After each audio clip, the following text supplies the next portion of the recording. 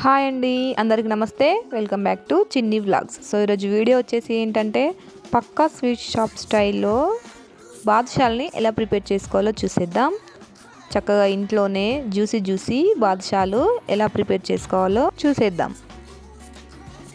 బాదుషా చేసుకోవడానికి ముందుగా 1 కప్పు మైదాని జల్లిగంటలో వేసుకోవాలి. అదేవిధంగా అందులో కొంచెం వంట సోడాను యాడ్ చేసుకొని రుచికి సరిపడా పావు టీ స్పూన్ సాల్ట్ను కూడా వేసుకొని ఇప్పుడు పూర్తిగా జల్లించుకోవాలి. చూపిస్తున్న విధంగా ఇలా జల్లించుకోవడం వలన పిండి అనేది ఉండలు కట్టకుండా ఉంటుంది. ఇప్పుడు ఈ విధంగా జల్లించుకున్న పిండిలో ఒక హాఫ్ గ్లాస్ వరకు నెయ్యిని వేసుకొని నెయ్యి అనేది పిండికి పూర్తిగా పట్టేలా చక్కగా గట్టిగా కలుపుకోవాలి. చూడండి, చూపిస్తున్న విధంగా పిండి అనేది ఇలా ముద్దగా రావాలి. అప్పుడే బాదుషాలు చాలా జ్యూసీగా సూపర్ టేస్ట్తో వస్తాయి. ఇప్పుడు ఇందులోకి కొన్ని వాటర్ను యాడ్ చేసుకుంటూ సేమ్ చపాతీ పిండిలాగా కలుపుకోవాలి.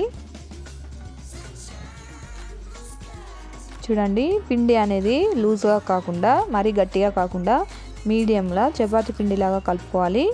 పిండి కలుపుకోవడం అయిపోయినట్టే. చూడండి, ఈ విధంగా పిండి కలుపుకొని దానిపైన కవర్ చేస్తూ ఒక 10 నిమిషాల పాటు సెట్ అవ్వనివ్వాలి. ఇప్పుడు స్టవ్ ఆన్ చేసి ప్యాన్ పెట్టి ప్యాన్ హీట్ అయ్యాక 1 కప్పు మైదా పిండికి 1 కప్పు షుగర్ తీసుకొని అందులో హాఫ్ కప్ వరకు వాటర్ని యాడ్ చేసుకుందాం. వాటర్ని యాడ్ చేసుకున్న తర్వాత ఇప్పుడు ఇందులోకి ఫ్లేవర్ కోసం హాఫ్ టీ స్పూన్ ఇలాచీ పొడిని యాడ్ చేసుకుందాం.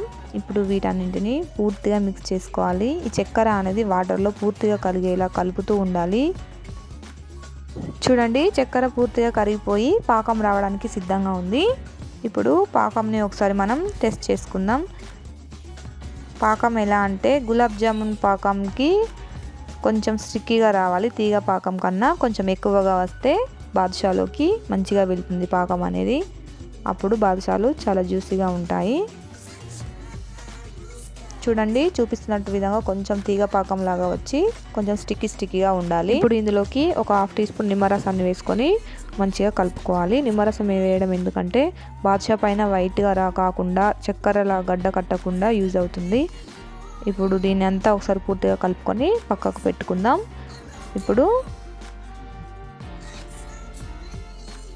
ఇప్పుడు స్టవ్ ఆన్ చేసి ప్యాన్ పెట్టి అందులోకి డీప్ ఫ్రైకి సరిపడా ఆయిల్ని పోసుకుందాం.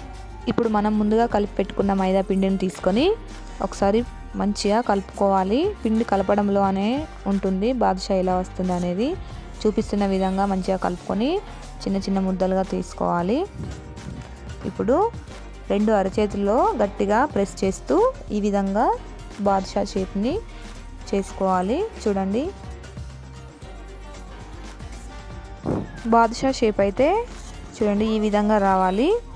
ఈ విధంగా మిగతా పిండిని కూడా అన్ని బాదుషా షేపులు చేసేసుకొని పక్కకు పెట్టుకుందాం. చూడండి, ఈ విధంగా చేసుకొని డీప్ ఫ్రై చేసుకోవాలి. ముందు హీట్ అవుతున్న కొంచెం మీడియం ఫ్లేమ్లో ఉంచాలి. ఆయిల్ అనేది బాగా హీట్ అవ్వకూడదు. ఆయిల్లో ఇలా బాదుషాలను వేసుకొని లో ఫ్లేమ్లో ఉంచి నెమ్మదిగా గోలనివ్వాలి. చాలా టైం పట్టుద్ది. ఒక 5 నుంచి 8 నిమిషాల వరకు టైం పట్టుద్ది. బాదుషాలను ఈ విధంగా గోలనివ్వాలి. చూపిస్తున్న విధంగా స్టవ్ని హై ఫ్లేమ్లో ఉంచి బాదుషాలను ఫ్రై చేసుకుంటే పైన మాడిపోయి లోపల పిండిగా ఉంటుంది. బాదుషా పర్ఫెక్ట్గా రాదు.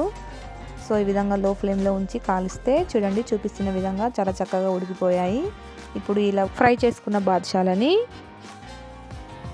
మనం ముందుగా రెడీ చేసి పెట్టుకున్న షుగర్ సిరప్లోకి షిఫ్ట్ చేసేసుకుందాం.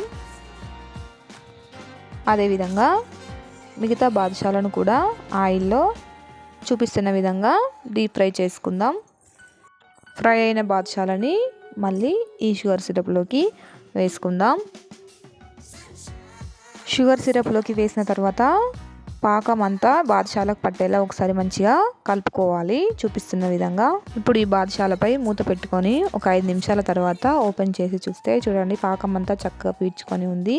ఇప్పుడు వీటిపై జీడిపప్పు బాదం పప్పుతోని గార్నిష్ చేసుకుందాం. చూడడానికి చాలా చక్కగా జ్యూసీగా కనిపిస్తున్నాయి కదా. ఈ విధంగా మీరు కూడా ఒకసారి ట్రై చేయండి. ఇంట్లోనే పక్కా స్వీట్ షాప్ స్టైల్లో వస్తాయి. మీరు కూడా ఒకసారి ట్రై చేసి మీ ఫీడ్బ్యాక్ని నాకు కామెంట్లో చెప్పండి. సో ఈ వీడియో కనుక మీకు నచ్చినట్లయితే do like, share, subscribe our channel. Thanks for watching.